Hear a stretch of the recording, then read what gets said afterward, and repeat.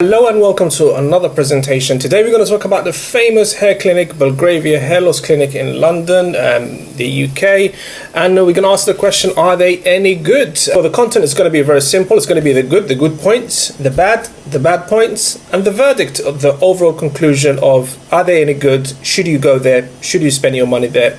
Let's go. If it's your first time here, this is a brand new channel about all things hair transplant, and the aim is to give you solid information based on actual research. If you haven't subscribed, consider subscribing. That's me. My name is Jabril. Make sure you watch all the way to the end because there's a couple of surprises. Let's just put it that way. So you don't want to miss those surprises towards the end of the video. So let's kick off with the good, and let me start with the first good, which is the products. The products are mostly good, and the reason I say mostly is because they have two types of products. The products that are actually designed to regrow hair, medical grade products that have a license, and they mention some of them on their website, things like minoxidil, sorry, I have to click. So minoxidil, which is Regain or Rogaine, finasteride. These are proven hair loss products that have a license. This is not the whole list. They have a lot more than this, but all their products, all their medical grade products are solid and proven, so there's no issues with that. But they also have these in-house brands. So they have these brands that they tend to, try to sell alongside the medical grade products that I don't think are particularly worth it. So things like the low-level laser therapy devices. So as far as I know, these are not proven. These laser devices, they're not proven. I've not seen things to prove them 100%. That's why they don't have a license in the US or in Europe, as far as I know.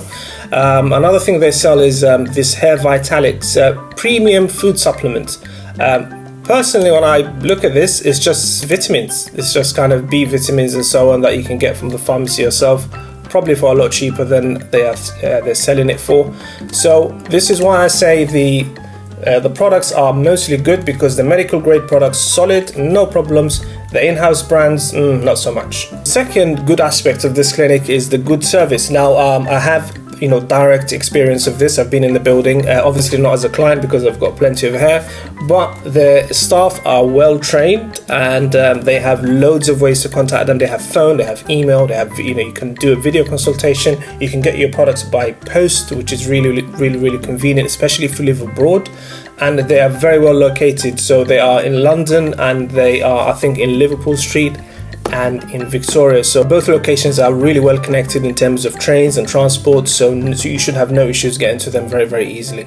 So now let's move on to some of the bad aspects, or some of the less advantageous aspects, in my opinion. And the first one is the expense. So the products are quite expensive, especially the medical grade products are quite expensive.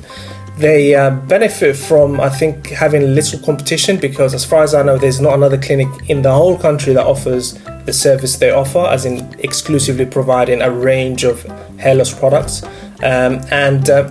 Not all medicines that they sell should be that expensive. Naturally, some of the medicines they sell are going to be expensive because they're quite expensive to source and to manufacture. That's fair enough.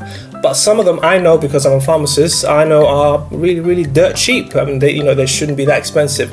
I mean, are they kind of taking advantage on the fact that they have little competition and kind of marking up their products to premium levels? It's possible, but not everything they offer should be that expensive, in my opinion. Another expense you have to be aware of is the follow-ups. So of course you need follow-ups, because you're taking strong medicines and they need to keep an eye on how well you're responding and if you're having any side effects. So follow-ups are necessary within reason, but they shouldn't be needlessly frequent, and they should definitely not be a sales opportunity. So they should not be an opportunity primarily to push some of their other products or other services. And another thing to add is the follow-up period will be different for every client. So some clients might be followed up every 6 months, some every 3 months, some might need to come in every month for a period of time. It just depends on your personal circumstances. So now let's talk about the results, and this is where I was a little bit surprised myself. So this is my overall impression. We're going to have a look at the results now, but before we do that, this is a summary of what I observed. They have a very extensive gallery. They have really loads of pictures, high quality pictures of people, and we'll see that in a minute. And it seems that the results are better the earlier the better, basically. So the earlier you start your treatment, the better your results. So don't wait until you have extensive hair loss. to start the treatments. That seems to be the pattern. And clients with advanced hair loss, and I have a point to make about clients with advanced hair loss, but let's first have a look at the picture gallery first. So as you can see, they have loads of pictures here, loads and loads of pictures. Every person has got 4 or 5 pictures from different angles, so the pictures are outstanding. So the point I wanted to make is, let's have a look at somebody with very mild hair loss and the result they achieved. So if you look at this particular case study, this is what I mean. Obviously this guy started at month 1 with some hair loss, especially on this his right side, our left side, and it's got some mid scalp thinning as well. And if you look at month 3, I mean, his results, that's incredible. That almost looks like a hair transplant in terms of results. It's really, really high quality.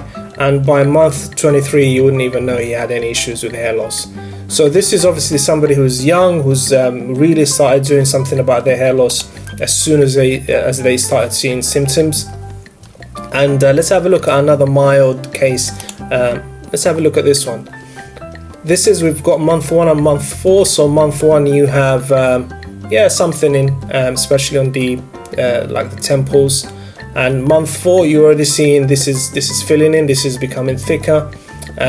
So really good results even that early. And let's have a look at one more. No, in fact, let's look at the one that really caught my eyes, this one here.